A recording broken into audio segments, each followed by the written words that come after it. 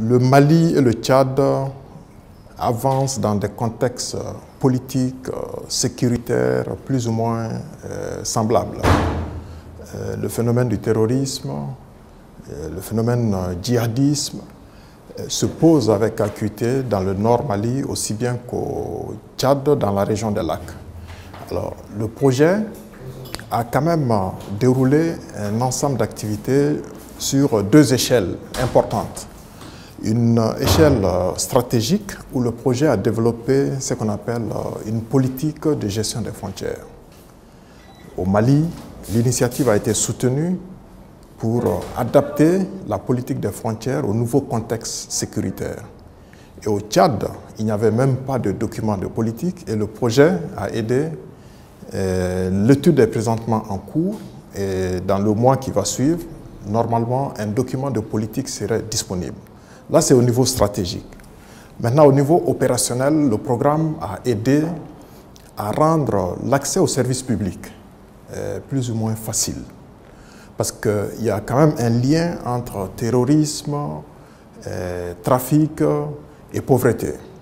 Dans les espaces transfrontaliers où l'accès aux services est difficile, les populations sont très vite accaparées par les mouvements. Et si on rend le service public, ça aide à régler les causes structurelles du terrorisme. Donc, il y a eu beaucoup d'investissements dans l'éducation, la santé, l'accès à l'énergie et puis les actions aussi de renforcement des capacités.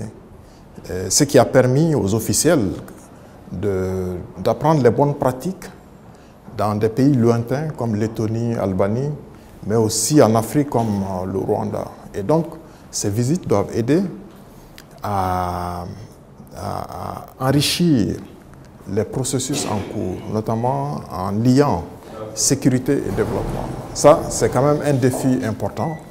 Et je pense que le dernier défi serait quand même la pérennisation de l'ensemble de ces dispositifs parce qu'il ne faut pas oublier, le programme est financé, on va dire, à 100% par l'extérieur. Quand je dis l'extérieur, c'est le Japon, c'est le Luxembourg.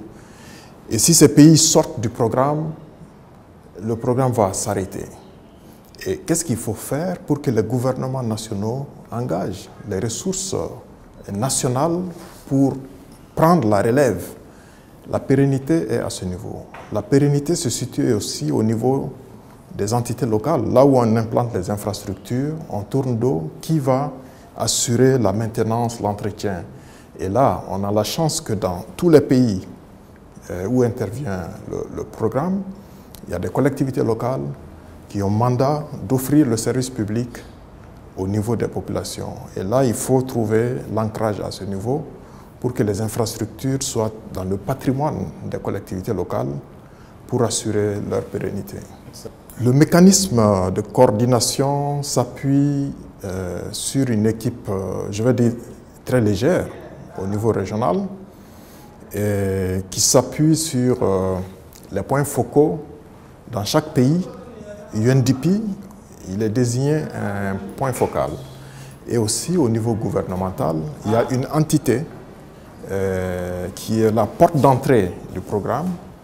Et donc, par le truchement du point focal UNDP, le programme est plus ou moins suivi et les rapports périodiques sont transmis au niveau régional. Et puis les actions d'appui au niveau pays, en fonction de la complexité des problèmes, peuvent être soutenues par la plateforme régionale ou par des consultants externes ou au niveau national en tenant compte plus ou moins de leurs capacités. Donc le mécanisme de coordination doit évoluer de mon point de vue parce que certes, nous attaquons les questions de sécurité, les questions de développement, mais les programmes sont presque ancrés dans les ministères qui s'occupent de la gestion des frontières. Et ces ministères n'ont pas compétence sur les questions de développement. Donc, le mécanisme de coordination au niveau pays doit intégrer l'ensemble des acteurs qui sont responsables des questions de développement et des questions de sécurité. Ça, c'est le premier changement, je pense, à introduire.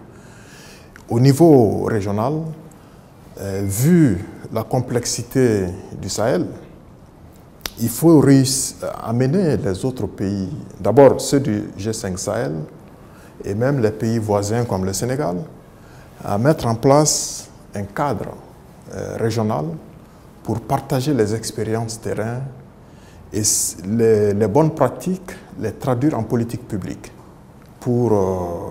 Et deuxième niveau de coordination au niveau régional, il faut impliquer les institutions d'intégration régionale, l'UEMOA, la CEDEAO, qui doivent avoir une feuille de route claire et pour qu'on ne pas avancer vers ce qu'on appelle une politique commune de gestion des frontières.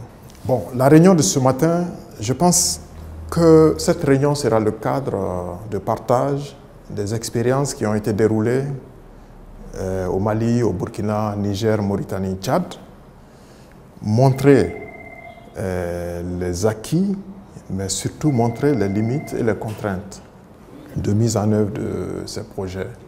Ce n'est pas juste s'arrêter à ce niveau, c'est de s'appuyer sur cette première analyse pour faire une nouvelle planification pour le futur en intégrant les limites et les leçons apprises des phases antérieures du programme.